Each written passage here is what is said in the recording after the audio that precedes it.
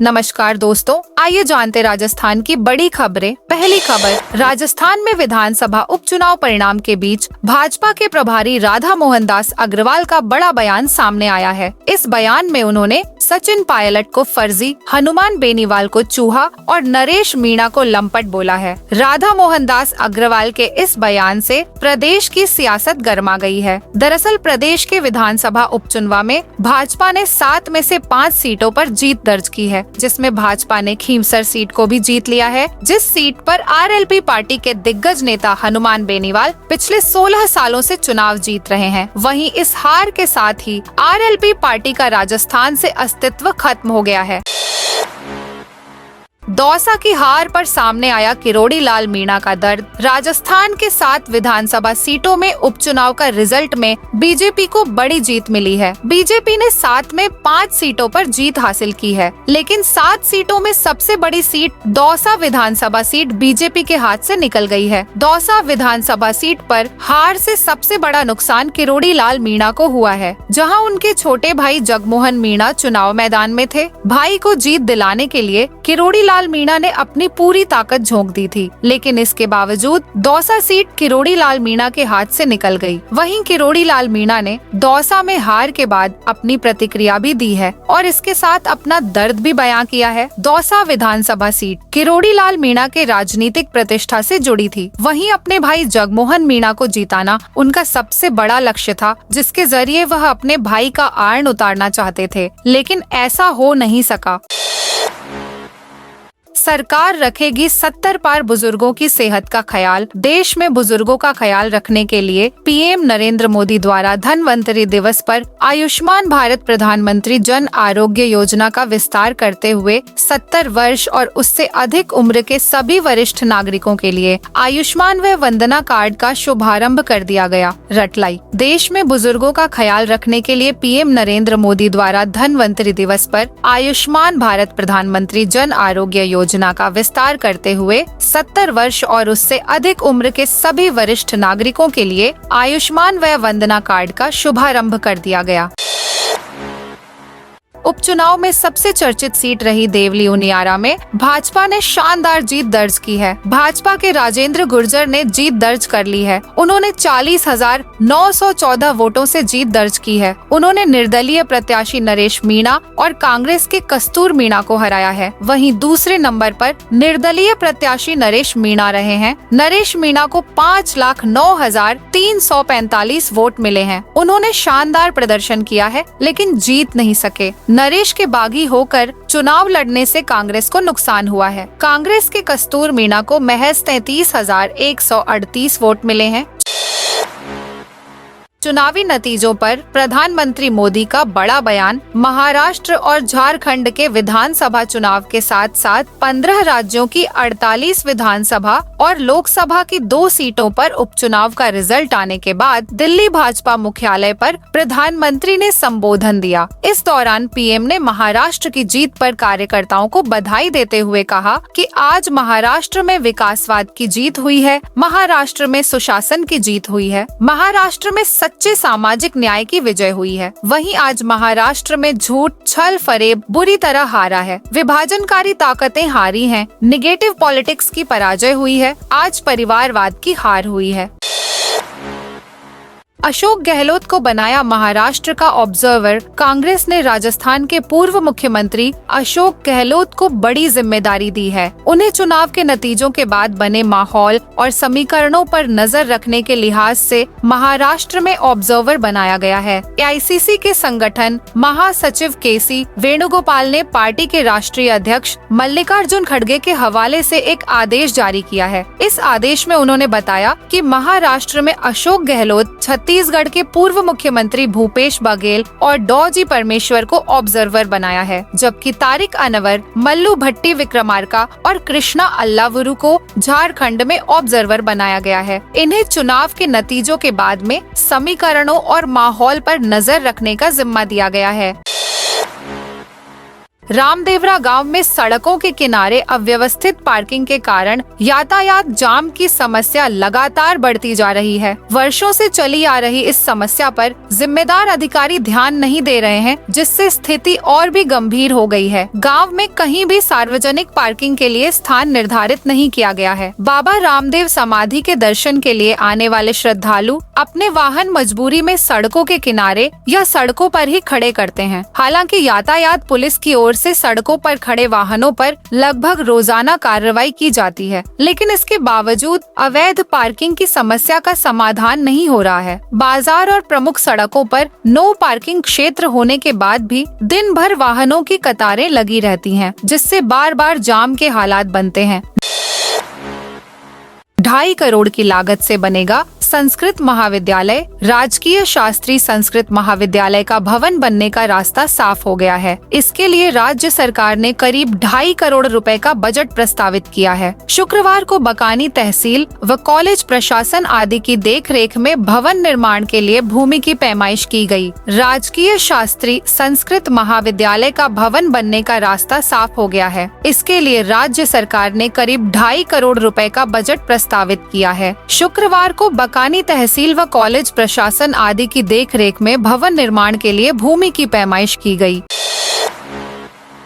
पाली जोधपुर यात्रियों को नहीं मिल रही सुविधा। जोधपुर, जिसे पाली का बड़ा भाई कहा जाता है, छोटे व बड़े भाई के घरों से रोजाना 3000 से अधिक यात्री आवागमन करते हैं, लेकिन उनका दर्द रेलवे नहीं देख रहा। यात्रा करने वाले सभी यात्री रेल के सफर को आरामदायक व सुविधाजनक मानते हैं। दुविधा यह है कि जोधपुर से पाली के बीच अप डाउन के लिए रेल बस या मेमू नहीं है। ऐसे में यात्रियों को मजबूरी में दिन में कम से कम एक बार आते या जाते समय रेल के बजाय सड़क मार्ग से जोधपुर की यात्रा करनी पड़ती है। पाली और जोधपुर के बीच मेमू ट्रेन चलाने की मांग लंबे समय से चल रही है। यह मांग कई बार केंद्रीय रेल मंत्री तक पहुंच चुकी है, लेकिन रेल बस या मेमू का इंतजार समाप्त नहीं हुआ है। राजस्थान में खुलेंगे 1000 नए आंगनबाड़ी केंद्र। राजस्थान में 1000 नए आंगनबाड़ी केंद्र खोले जाएंगे। इसके लिए महिला एवं बाल विकास विभाग के शासन सचिव महेंद्र सोनी ने आदेश जारी कर दिए हैं। सभी नए खोले जाने वाले आंगनबाड़ी केंद्रों का संचालन 14 दिसंबर तक शुरू हो जाएगा। इनके संचालन के लिए संबंधित जिले के महिला एवं बाल विकास विभाग के उप निदेशकों को निर्धारित स्थान पर इन्हें शुरू करने के निर्देश दिए गए हैं। 4 दिन में 2300 रुपए महंगा हुआ सोना। भारतीय बाजार में जारी उठापाठक की वजह से सोने और चांदी की कीमत में इजाफे का सिलसिला शुरू हो गया है। पिछले 4 दिनों में जहां स्टैंडर्ड सोने की कीमत में 2500 रुपए की बढ़ोतरी हुई है, वहीं चांदी प्रति किलो की कीमत बढ़ाकर 93,000 रुपए को पार कर गई है। सर्राफा व्यापारियों के अनुसार बाजार में जारी अस्थिरता की वजह से सोने और चांदी की कीमत में तेजी का सिलसिला अगले सप्ताह भी देखने को मिल सकता है। जयपुर सर्राफा कमेटी की ओर से जारी भाव के अनुसार जयपुर में 10 ग्राम 24 कैरेट सोने की कीमत 80,300 रुपए पर आ गई है, जबकि 22 कैरेट प्रति 10 ग्राम सोने की कीमत 75,100 रुपए पहुँच गई है। कॉलेज स्टूडेंट्स के पास मिली 2 करोड़ की ड्रग्स। बाड़मेर में 2 कॉलेज स्टूडेंट्स से पुलिस ने 2 करोड़ रुपए की ड्रग्स एमडी बरामद की। स्टूडेंट्स 2 साल से नशे का कारोबार कर रहे थे। युवकों से 987 ग्राम एमडी, 189 ग्राम अफीम का दूध, 11 फर्जी नंबर प्लेट बरामद की गई। मामला बाड़मेर कोतवाली इलाके के शास्त्री नगर मोहल्ले का है। शनिवार सुबह 7 बजे यहाँ हेमराज सोनी के मकान पर पुलिस ने दबिश दी थी। पुलिस की 5 घंटे कार्रवाई चली। मामले में एसपी नरेंद्र सिंह मीना ने कार्रवाई को लेकर जानकारी दी है।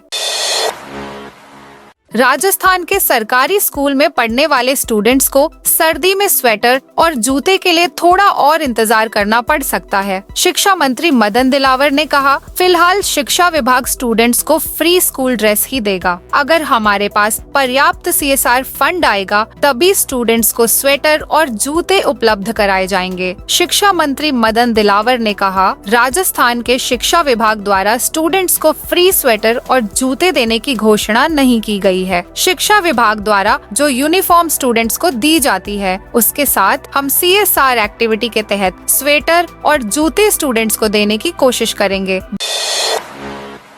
बालोतरा में गैस गोदाम के पास रखे कबाड़ में अचानक आग लग गई। धीरे धीरे आग गैस सिलेंडरों तक पहुंच गई और 1 मिनट के भीतर 3 सिलेंडर फट गए। धमाके इतने जबरदस्त थे कि उनकी गूंज शहर के अलग अलग कोनों तक सुनाई दी। हादसा जसोल थाना क्षेत्र के मुंगड़ा रोड पर इंडियन गैस एजेंसी के गोदाम में शुक्रवार रात 11:30 का है। गोदाम में खड़ी सिलेंडरों से भरी वैन आग की चपेट में आते आते बची। हादसे में 3 लोग बुरी तरह झुलस गए। करीब 30 मिनट बाद आग पर काबू पाया जा सका।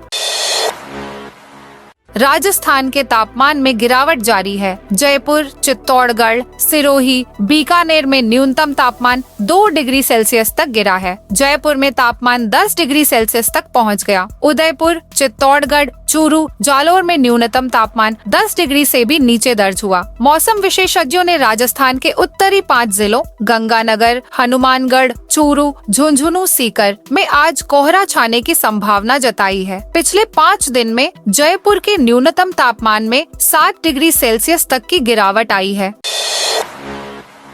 भिवाड़ी में जहरीली हवा से सांसों पर संकट। राजस्थान के सबसे प्रदूषित शहरों में शुमार भिवाड़ी बीते 10 दिन से जहरीली हवा की जद में है। भिवाड़ी औद्योगिक क्षेत्र में हवा की क्वालिटी 5 से 8 गुना ज्यादा खराब हुई है। इस कारण अस्पतालों में आंखों में जलन और अस्थमा रोगियों की ओपीडी 2 से 3 गुना बढ़ गई है। प्राइमरी स्कूलों में छुट्टियां कर दी गई हैं। प्रदूषण के कारण लोग घरों में कैद हैं। एक्सपर्ट का कहना है कि हवा चलने और धूप निकलने से कुछ राहत जरूर मिली है, लेकिन हालात सुधरने में अभी वक्त लगेगा।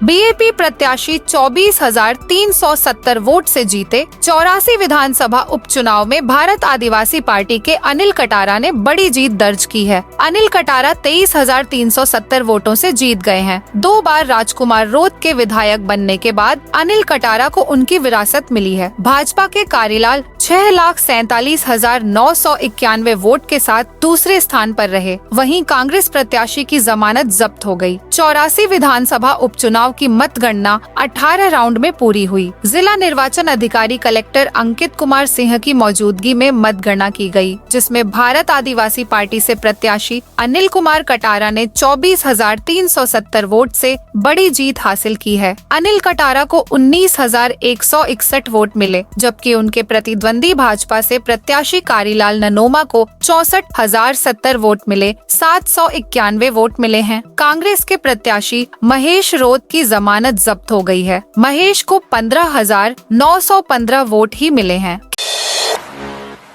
केमिकल व्यवसायी की कॉमर्स ग्रेजुएट बेटी बनी जैन साध्वी। पाली में केमिकल व्यवसायी की कॉमर्स ग्रेजुएट बेटी ने शनिवार को सांसारिक जीवन छोड़कर संयम पथ अपना लिया। सोजतियाबास में रहने लाली निकिता कटारिया ने छत्तीसगढ़ में जैन साधु संतों के साथ हजारों श्रावक श्राविकाओं की मौजूदगी में संयम पथ पर अग्रसर हुई। उन्हें नया नाम साध्वी अरिष्ट लब्धि दिया गया। इस दौरान जिन शासन के जयकारों से पांडाल गूंज उठा। खीमसर पर जीत के बाद रेवंत राम बोले, आरएलपी 0 पर आई। नागौर की खीमसर विधानसभा सीट पर उपचुनाव में भाजपा के रेवंत राम डांगा ने राष्ट्रीय लोकतांत्रिक पार्टी रालोपा की कणिका बेनीवाल को 31,901 वोटों से हरा दिया। जीत के बाद रेवंत राम निर्वाचन प्रमाण पत्र लेने पहुंचे तो छोटे भाई प्रताप डांगा से मिलकर भावुक हो गए। दोनों भाइयों की आंखों से जीत की खुशी के आंसू निकले। 10-10 हजार के 2 इनामी बदमाश गिरफ्तार। डीग डीएसटी टीम और उदयपुर एटीएस टीम ने 2 10-10 हजार के इनामी बदमाशों को गिरफ्तार किया है। दोनों आरोपी भरतपुर के सेवर थाना इलाके के गिरधर टोल पर तोड़फोड़ और कर्मचारियों से मारपीट के मामले में फरार चल रहे थे। एसपी मृदुल कछावा ने बताया कि 9 अगस्त 2024 को सेवर थाना इलाके के गिरधर टोल पर कुछ बदमाशों ने मारपीट की थी। इस मामले में पुलिस ने लाखन उर्फ टुंडा और बबलू सिंह को गिरफ्तार किया है। दोनों आरोपियों से घटना में और भी आरोपियों का पता करने की कोशिश की जा रही है।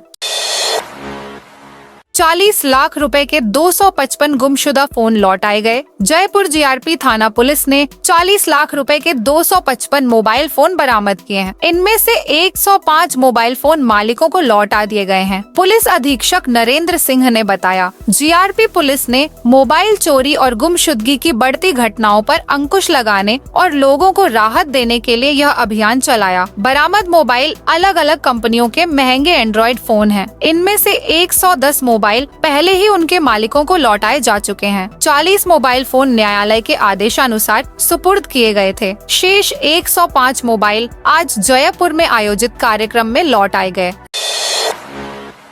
राजस्थान में डीएपी संकट। राज्य में किसानों के लिए इस बार डीएपी की किल्लत काफी अधिक है। जोधपुर, पाली, उदयपुर, कोटा संभाग के कई जिलों में किसानों को डीएपी नहीं मिल पा रहा है। इससे रबी फसलों की बुवाई में देरी हो रही है। एक तरफ जहां सरसों की बुवाई लगभग पूरी हो चुकी है, लेकिन कई जिलों में डीएपी नहीं मिलने से गेहूं की बुवाई अटकी हुई है। राज्य सरकार प्रदेश में डीएपी आपूर्ति में सुधार लाने के लिए लगातार प्रयास कर रही है। किसानों को डीएपी उर्वरक के विकल्प के तौर पर एसएसपी एवं एनपीके का उपयोग करने की भी सलाह दी जा रही है। यह थी आज राजस्थान की बड़ी खबरें।